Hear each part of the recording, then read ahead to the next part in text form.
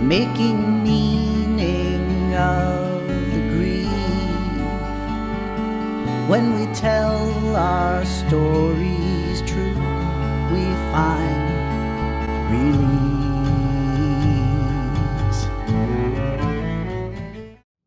Hi, welcome to Stories from the Road. My name is Ari, and my pronouns are they and them.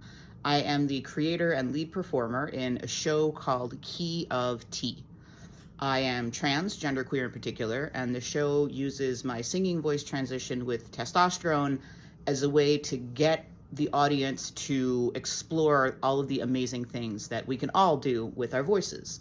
I have started touring my show. This is a series sharing some of the things that I noticed, the things that happened to me, the things that I witnessed while traveling. I arrived pretty late at night. It was after 10 p.m. I had to wait a while for the hotel shuttle to come and pick me up.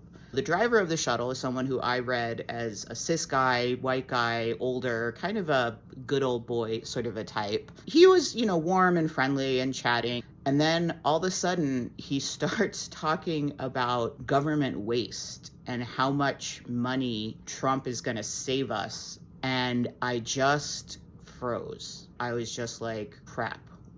What do I do now? The door was locked, my seatbelt was buckled, and I was actually worried for my safety. This guy took notice of how I was reacting, quickly moved on to something else. It was a really clear indication of how on edge I am all the time. All of the trans antagonism, all of the laws, all of the behaviors that have been coming at us as a community have an effect, even when I'm not arrested, that there is this fear among folks because of the surveillance and the way in which it's been made okay to treat trans people horribly.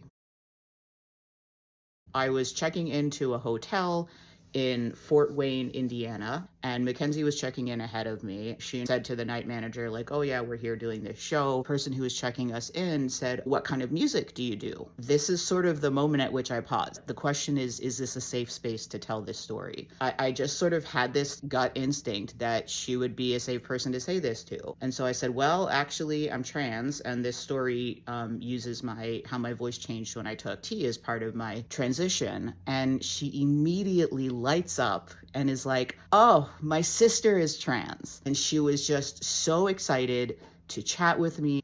It just felt amazing. We drive maybe 5 minutes from our hotel to this coffee shop, and it's called Firefly Coffee Shop, Coffee House. And it is, I swear, folks, like the gayest coffee shop, the queerest coffee shop, the transest coffee shop in all of Fort Wayne, Indiana. And it's like, wah, wah, wah, queer space, trans space. Like, it was like a beacon. And we were both just like, oh, this is going to be great.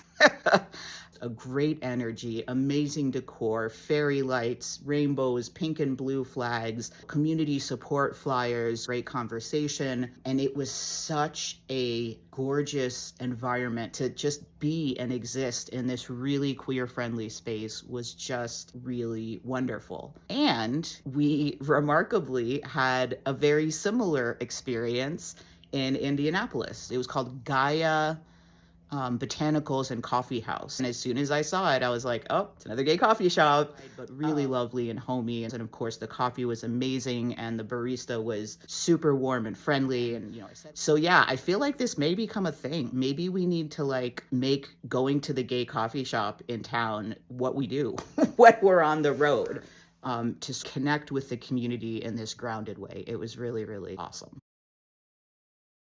You can't help but notice all of the ways in which DEI is being attacked, from the Supreme Court to local school councils. I've certainly experienced some of those impacts, but there was a new lens on that for me on this tour. The Attorney General of Indianapolis has been essentially harassing Purdue Fort Wayne about removing diversity, equity, and inclusion language from its website, and this has spread to include worries or concerns about the viability of the Q Center on campus, which is a really critical resource, of course, for trans and queer students on campus, as well as queer faculty, staff. It was a real practical example of how trans and queer people on the ground are being negatively impacted by the work that the Trump administration is doing. It's really scary and it's really upsetting for all of us. Even like, no, I don't live in Purdue, Fort Wayne, but I met a lot of freaking awesome queer people there, and they are